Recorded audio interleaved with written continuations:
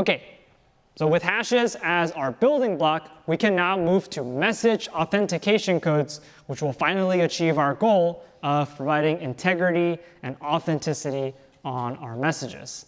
So we are now in the bottom left square. We want schemes that provide integrity and authentication, and we want to do so in the symmetric key case. So we will continue to assume that Alice and Bob have been blessed with a secret key that no one else knows, and how they do that is not our problem for today.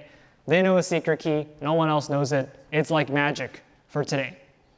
So remember from a couple of lectures ago, we said that the way you provide integrity is that you add a tag on a message. It's like a seal. So what we're going to do is, in addition to sending the original message, we're also going to send a tag on the message, and the tag is going to help us prove that the message has not been tampered with. So as an example, this is the scheme that you saw from last time. First, Alice is going to take the message and the key. We're going to pass them into some MAC algorithm, message authentication code, and designing what's in this box is our goal for today. Some code lives in this box. It takes in 2 arguments. We don't know what they are or how this box works yet, but we'll figure it out. And the output is a tag, T. You can also think of it like a signature, if that makes you feel any better. But this is a tag or a seal or a signature on the message. It's a unique value associated with the message and the key. And it's sitting there. And when you send the message, you send not just the original message from before, but also the tag. So you send both values across the insecure channel. And then when Bob receives the message and the tag, he's going to pass the message, the tag, and the key, so 3 inputs, into this verify function. And again, we have to design what goes in this box. And if this tag matches the message based on this key, then we know that the message has not been tampered with, and Bob can receive the original message safely. But if the message has been tampered with, or the tag has been tampered with, if Mallory tries to change even a single bit in this message, we need this verify function to say false.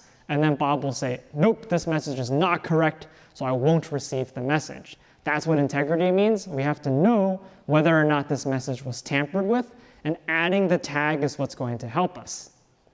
One minor note, by the way, before we move on, you might be suspicious that we're sending the message totally in plain text, and Mallory can read this message, and you're right. But remember, right now we're just thinking about integrity. We're just trying to protect against tampering messages, so we don't really care for now if Mallory can read the message. If you want both integrity and confidentiality, we'll have to combine schemes, and we'll do so later.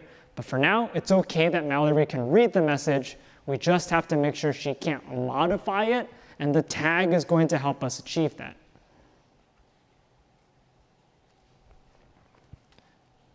Okay, here is the formal definition of a MAC. So for any scheme that you design that fits in the MAC box, it has to match this definition.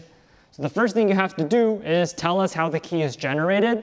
For now, you can assume Alice and Bob have a random bit string that no one else knows, and that's how you generate a key. But if you went out and published a MAC scheme, you might have to define how the keys are generated. And then we have to come up with that scheme that generates a tag.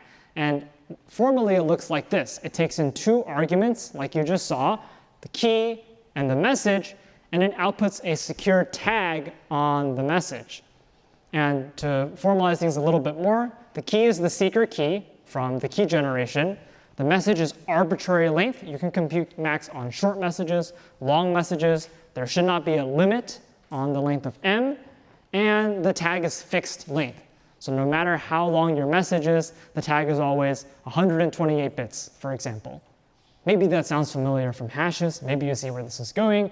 But if not, it's OK. Just know that the message is arbitrary length. The tag is fixed length. And so if you define max in this way, then there are some properties that we care about. One is correctness. And again, we're going to say max are correct if they're deterministic. So that means that if you run the MAC algorithm with the same key and the same message, you'd better get the same tag. And if you define it that way, we can actually come back here and simplify the scheme a little bit. Instead of writing a verify function here that's different, you could actually just use the same MAC algorithm in both of these boxes. Why? Because if the message and the key are the same, you generate a tag, and when Bob receives the tag, he just takes the same key and the same message, and we generate the same tag, or attempt to, and if the tag that we generate matches T, we know that the message is good. So in the case that we're talking about, where the MAC is deterministic, instead of this verify box being its own custom algorithm, you could just run the MAC a second time. If the message is the same and the key is the same, you're going to get the same tag. If the message is different, then you're going to get a different tag, and you know it doesn't check out. That's not the only type of MAC you can use. You could use more complicated ones and do the thing we talked about, where you pass in a key, a message, and a tag, and it outputs true or false. But for this class, we're not going to worry about those. We will just think about MACs that are deterministic. In terms of efficiency, again, not a formal definition, but hopefully you're doing things like shuffling bits around that computers are good at, and don't do something really complicated that will consume a lot of computer time, because then no one's going to want to use your Mac. And finally, we're going to define a different security game, one that you haven't seen before, called existential unforgeability. And it's kind of like IND-CPA, but it's the Mac equivalent. And once we define that, that'll give us a definition to check whether or not our Macs are secure against attackers.